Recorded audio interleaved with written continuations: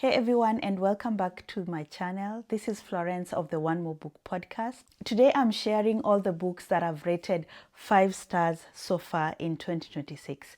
We're already halfway through the year, and as I'm reading, I'm thinking that we're almost halfway done with June, and I'm not so sure that there'll be any more 5-star reads coming up in this month. So I just decided, let me do my top reads of the year already in the first half. And while I've read a lot of good books, these are the ones that have completely stood out from the crowd. And I thought, let me share them with you.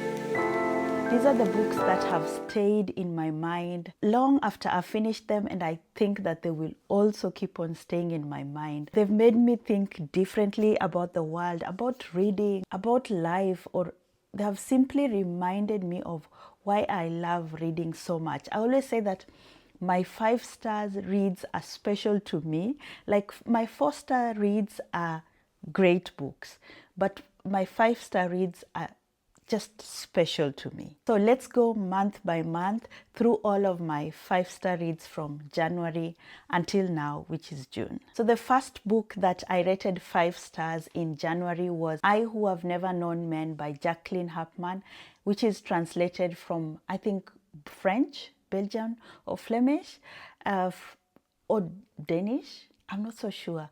Translated by Rosie Schwartz. I do not have a physical copy of this because I either listened to it as an audiobook or I had it on my Kindle, but I'm definitely going to get a physical copy. I Who Have Never Known Men is a book that follows a group of women who find themselves imprisoned underground with no explanation how they are there and how long they've been there. So the narrator is the youngest one of this group, and she also does not understand how she got there. She has never lived a life outside of captivity. This is the only life that she knows. And to me, this is one of those books that is very difficult to summarize because it's dystopian, but in a way it also feels strangely real. And also because there is no real plot to the book. What makes it, I think, so powerful is the way in which it explores what it means to be human when everything that you know typically defines humanity, like what we know as like family or society or friendship or physical intimacy or history or culture is not there and is completely stripped away.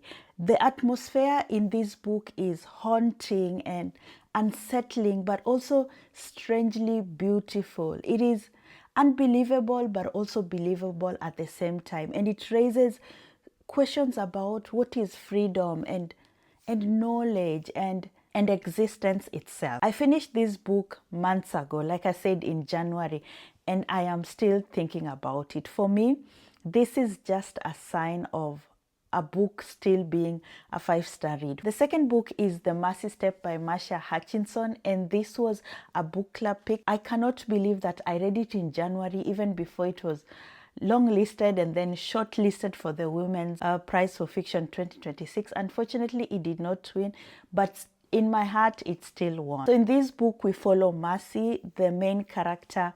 We follow her from even when she's still in her mother's womb. And she's a child narrator, something that I absolutely love. So the book is set in 1960s Bradford.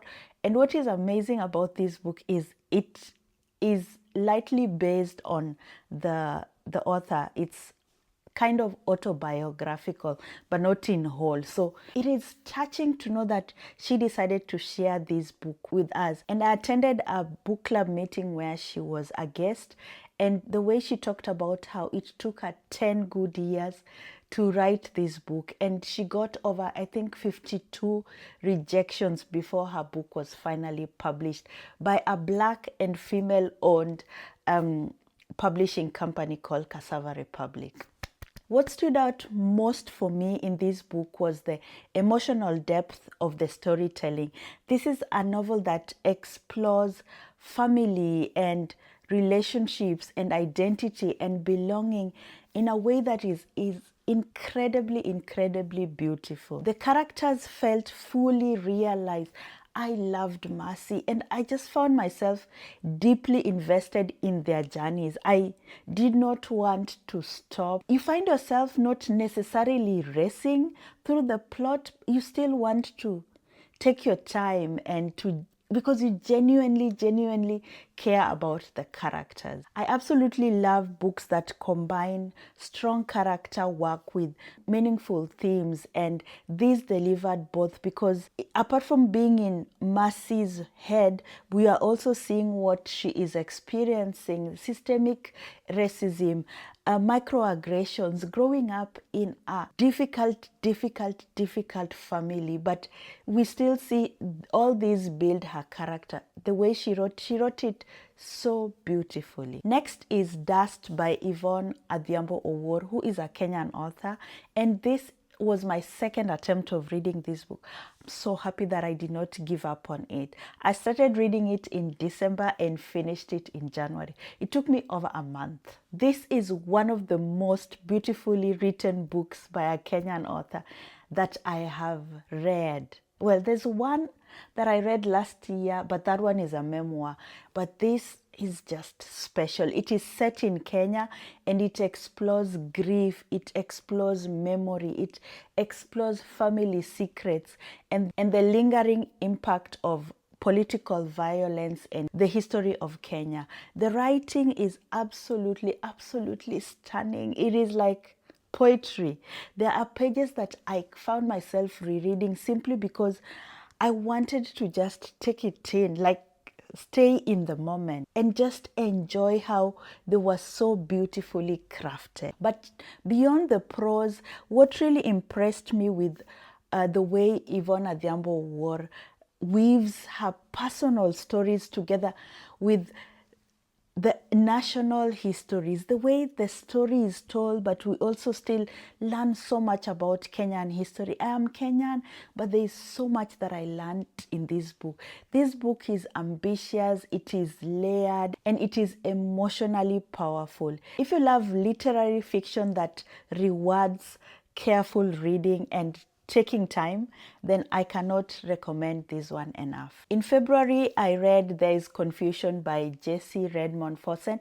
I read this as a buddy read with Bukola and absolutely loved it. This was my only 5-star read in February, and I'm so happy that I read it. So the book was published in 1924 during the Harlem Renaissance, and this novel follows Black characters, a middle-class Black family who are navigating ambition and love and art and belonging and identity and social expectations.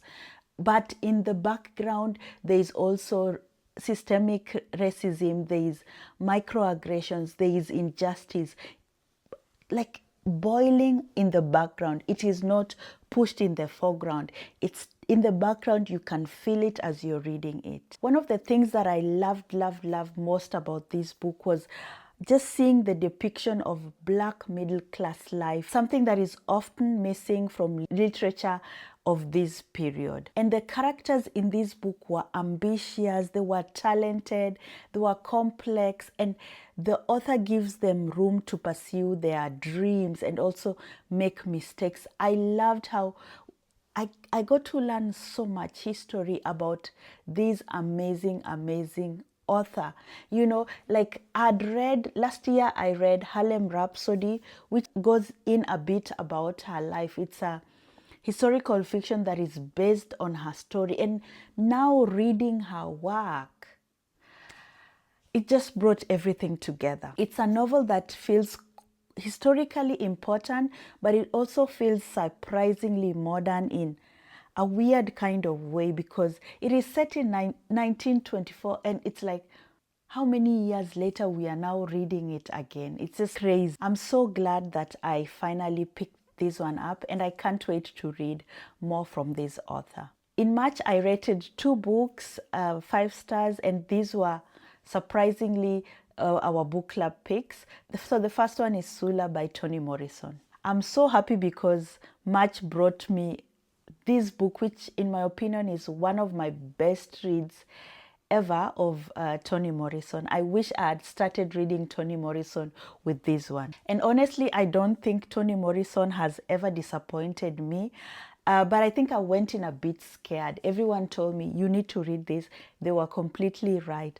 At its core, this book is about friendship between two women, Nell and Sula. But as with all Toni Morrison novels, it's also about so much more than this. It's about community. It's about womanhood. It's about female friendship. It's about conformity. It's about freedom. It's about the consequences of choosing a different path. What makes Toni Morrison extraordinary is her ability to say so much in relatively few pages. It's a small book, but every sentence is very intentional. I finished this book feeling emotionally wrecked but also intellectually energized at the same time. It was an easy 5-star read for me. Absolutely loved the book, absolutely loved the discussion. And later in the year when I read Kin, it still reminded me of Sula and Nell, the friendship between the two girls. The second book that I rated 5 stars in March was It's Not About Burqa, which is a collection of essays edited by Mariam Khan. This is a collection of essays that is written by Muslim women about identity, about faith, about family, about feminism, about racism, about living in, because the authors are all based in the UK, and also I think in general about the assumptions that people make about Muslim women. And I absolutely loved discussing this book with my bookish friend Aisha. So if you haven't listened to the podcast recording that we did together, please, after this video, go and listen to the conversation. It was amazing. What I absolutely appreciated was the diverse perspectives that were represented in this book. The essays challenged the simplistic narratives that we have about Muslim women, and especially Muslim women of color. And it reminds us as readers that no single experience can speak for an entire group of people. This book was insightful, it was engaging, and it is still incredibly important. I loved so much from this collection and would highly recommend it. April was also another strong reading month for me. I rated Universality by Natasha Brown 5 stars, and this was another book club pick. Natasha Brown is surprisingly an author that I'd never heard about, and I'm so happy that I was introduced to her work. Actually, I've now read both of her books, this, and I recently read The Assembly. So this one, Universality, you can see how she has this remarkable ability to write with very incredible precision, like razor sharp precision. She does not write big books. Her books are really small, but she hits the points. She really hits the points on the head. Or is it the nails on the head? This book is sharp, it is intelligent, and it is intensely interested in power, in class, and the way in which stories are told, or stories tell themselves to the public and also to us. What impressed me the most about how Natasha Brown writes is the way she accomplishes so much with relatively little. Like every sentence is very purposeful. Like, I don't know how she does it, but she does it so well. Like the way in which nothing is lost in as much as she uses very few words. And it is one of those books that gets richer the more you think about it, even after you finish reading it. And I am definitely going to read it again. Next is The Women by Kristin Hanna. And if you know Kristin Hanna, you know what she is going to do is to put you on an emotional roller coaster. This book follows women, and especially one young woman who decided to go and sign up to serve in the Vietnam War. So this book examines both their these women's experiences during the conflict and the challenges that they faced afterwards when they came back to the US. This book absolutely broke my heart. I was crying.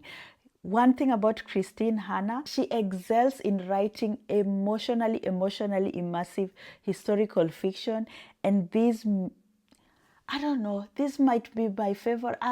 No, I think I also love The Nightingale. I cannot choose. I think I still love The Nightingale more than this, but this is also so good. I laughed, I cried, I got angry and became obsessively invested in this story. I could not put this book down, and it is just a reminder of the many stories that history leaves untold, and why such books and such authors and such literature is so important. The next book that I rated 5 stars is Can Feminism Be African? A Paradoxical Approach by Minna Salami. I don't have the physical copy because I borrowed it from my friend, but I'm definitely going to get a personal copy. This book explores feminism through an African philosophical lens and also a cultural perspective. What I love most about this book is how it went ahead to challenge assumptions that often dominate feminist discourses and introduced ideas that felt both fresh and also deeply rooted in history. I found myself highlighting this book while I was reading it. I could not, of course, I was just tabbing because I had borrowed it, but I wished I could write down notes about it. That's why I need to get my own copy. It is one of those books that just doesn't give you like information. It genuinely shifted the way I think about feminism. Then coming to May, in May I rated Kingfisher 5 stars. Kingfisher by Rosie, Kelley, which I read as part of the reading challenge that I was doing to read all the books that were shortlisted for the Women's Prize for Fiction 2026. This is a beautifully emotionally written literary novel that completely captured my attention. And as I was reading it, I was reminded so much of what's this book by Intermezzo by Sally Rooney. This book reminded me so much of that book. The atmosphere, the emotional depth, the prose, the feelings, everything just worked for me.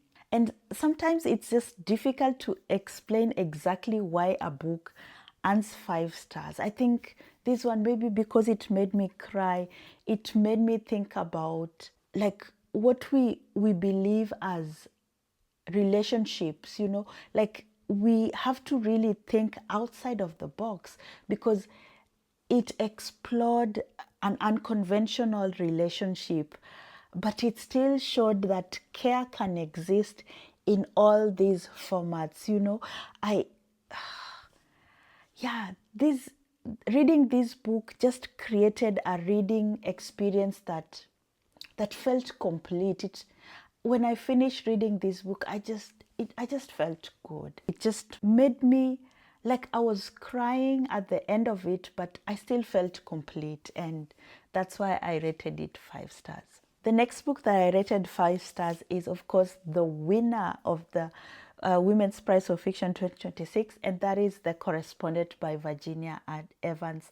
I would never have picked this book, I don't think so, even though it's a New York Times bestseller over and over, but I'm so glad that it came into my life.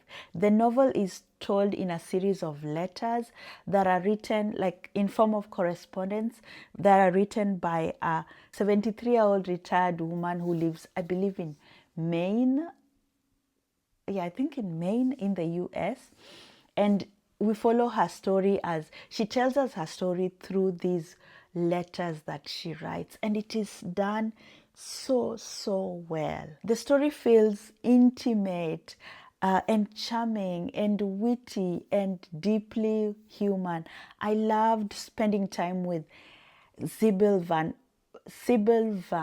Antwerp, and just watching and learning about her relationship as they develop through these correspondence, and it inspired me to also start writing letters on my own. It is very warm without being too overly sentimental, and it's very thoughtful and emotional, but it's not heavy. Like, it doesn't leave you traumatized. It's just touching and emotional. A perfect examination of a story that quietly sneaks into your heart, or sneaked into my heart. And in June, so far, I have read 4 books, and I have rated one of them 5 stars. It's in German, and it's titled So in etwa ist es geschehen by Sharon Dodua Otoo. And I'm really hoping that this book gets translated into English. And this is one book that is very, very new and inventive. It's very different from the books that I've read so far. The author really plays with form and with perspective and with history and with identity and with trauma in ways that completely surprised me from the first page to the last page. It's one of those books that leaves you with big questions, because so much has been introduced to you, but in a very small, it's a small book, but it contains so much. It made me really think about history and think about trauma and how the traumatized people live with the trauma, and those who traumatize others, how they are able to just live without it, you know. And what do people who have experienced trauma, what do they do with all these feelings? Yeah, it really got me thinking. And I absolutely love how she took a risk with this. When an author takes risks, and it works out, in my opinion. This one really absolutely worked out. And I am just in awe of such authors who decided to take risks. We read this together with a book club, and as I was reading it, I remember reading it on the day of the book club meeting. By the time I reached the final page, I just knew that it didn't matter what the people in the discussion would be like. I just knew that this was joining my list of my favorite reads of the year. And those are all the 11 books that I've rated 5 stars so far in the first half of 2026. And looking at this list, I'm noticing a trend when it comes to the themes that I love. And that's powerful literary fiction. I like thought-provoking books. I like books that challenge assumptions. I like books that go into history, historical fiction. I love books that talk about class, and these are the stories that continue to stay with me, and I hope that will still stay with me as I read even more into the second half of the year. If you've read any of these books, please let me know. I'd love to hear your thoughts about them in the comment section. And if you haven't read any of them, let me know which one of them sounds most interesting to you. And of course, let me know what has been your favorite book that you've read so far. Thank you so much for watching. And if you've enjoyed watching this video, please don't forget to like, comment, and subscribe, and stick around for more book reviews, more book recommendations, and of course, reading updates. Thank you so much again, and I'll see you in my next video. Bye.